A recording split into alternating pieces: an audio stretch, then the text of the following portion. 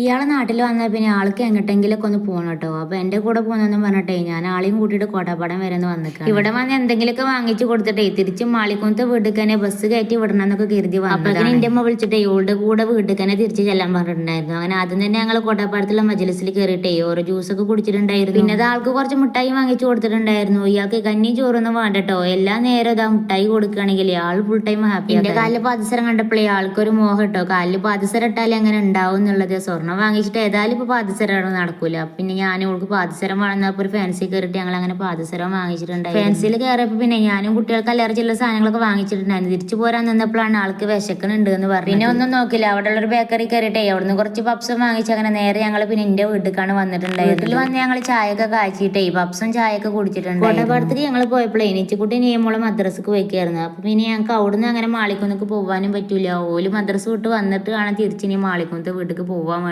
ഇമ്മ വീട്ടിൽ ഒറ്റക്ക് ആയതുകൊണ്ട് തന്നെ ഇമ്മ ഇടക്കിടക്ക് എന്നെ വിളിക്കാറുണ്ട് മാളികുന്ത വീട്ടിക്ക്. ഞാൻ അധികമുള്ള ദിവസങ്ങളിലൊക്കെ മാളികുന്ത വീട്ടിൽ തന്നെ. ഇനിയിപ്പോ അമ്മ വിളിച്ചിട്ടില്ലെങ്കിലും ആഴ്ചയിൽ ഒരു ദിവസമെങ്കിലും ഞാൻ മാളികുന്ത വീട്ടിൽ പോയി പോരാതിരിക്കൂല കേട്ടോ. എന്തോ എനിക്ക് ഒരു ഇതാക്കാരം. എന്തായാലും ആഴ്ചയിൽ ഒരു ദിവസം ആകുമ്പോഴേക്കും എനിക്ക് മാളികുന്ത വീട്ടിൽ പോയേ തീരുള്ളൂ. ഉമ്മാനെ ഇടക്കിടക്ക് ഇങ്ങനെ കാണാൻ പുതിയവാക്കാരം. പിന്നെ ഇവള് എറണാകുളത്ത് നിന്ന് വന്നാൽ പിന്നെ ഇന്നെ മാളികുന്ത വീട്ടിൽ നിന്ന് പോരാൻ തന്നെ അയക്കൂല. അവൾക്ക് ഒറ്റയ്ക്ക് ഇരുന്നിട്ട് ബോറടിക്കാണെന്ന് പറഞ്ഞിട്ട് ഇന്നെ അവിടെ പിടിച്ച് നിർത്തുക. അങ്ങനെ മക്കളൊക്കെ മദ്രസ വിട്ട് വന്ന് ഓൾക്ക് ചായയൊക്കെ കൊടുത്തിട്ട് എന്നിച്ചുകൂട്ടിനെ തറവാട്ടിക്ക് ആക്കിയിട്ടുണ്ടായിരുന്നു. എനിക്ക് രാത്രി ദഫ് ഉണ്ടായിരുന്നു. അതുകൊണ്ട് ഓനെ തറവാട്ടിക്ക് ആക്കിയിട്ട് നിയമോളും ഞങ്ങളാണ് പിന്നെ പോന്നിട്ടുണ്ടായിരുന്നു. ഫുഡൊന്ന് പുറത്തുനിന്ന് വാങ്ങിക്കാന്ന് പറഞ്ഞിട്ട് ഇമ്മാനോട് രാത്രിക്കൊന്നും വെക്കണ്ടെന്ന് ആദ്യം വിളിച്ച് പറഞ്ഞിട്ടുണ്ടായിരുന്നു. അങ്ങനെ ഞങ്ങൾ കോട്ടാപ്പാടത്തുള്ള ഒരു ഹോട്ടലിൽ കയറിയിട്ട് ഫുഡൊക്കെ വാങ്ങിച്ചിട്ടാണ് വീട്ടിലേക്ക് വന്നിട്ടുണ്ടായിരുന്നത്. മന്തി ഷവായിയാണ് ഞങ്ങൾക്ക് വാങ്ങിച്ചിട്ടുണ്ടായിരുന്നത്. ഇമ്മ ചിക്കൻ കൂട്ടാത്തത് കൊണ്ട് തന്നെ ഇമ്മക്ക് കുറച്ച് ബീഫ് വാങ്ങിച്ചിട്ടുണ്ടായിരുന്നു. ഇതിന്റെ ഇടയിൽ കൂടി ഈശ്വൽക്കാണെങ്കിൽ ഇവളെ കണ്ട അപ്പം മൈലാഞ്ചിരുന്നുണ്ട്. രണ്ട് കയ്യിലും മൈലാഞ്ചിട്ട് ഞാൻ ഇനി അങ്ങനെ ഫുഡ് കഴിക്കാന്ന് പറഞ്ഞ് കുത്തിരുന്ന കാര്യമായിരുന്നു. അങ്ങനെ ഫുഡൊക്കെ കഴിച്ചിട്ട് അന്ന് അവിടെ നിന്നിട്ടേ പിറ്റേ ദിവസം ഞാൻ തിരിച്ചു പോന്നിട്ടുണ്ടായിരുന്നു. അപ്പൊ ഇത്രേ ഉള്ളൂ ഈ ഒരു വീഡിയോ. വീഡിയോ ഇഷ്ടപ്പെട്ട ലൈക്ക് ചെയ്യാനും സബ്സ്ക്രൈബ് ചെയ്യാനും മറക്കല്ലേ.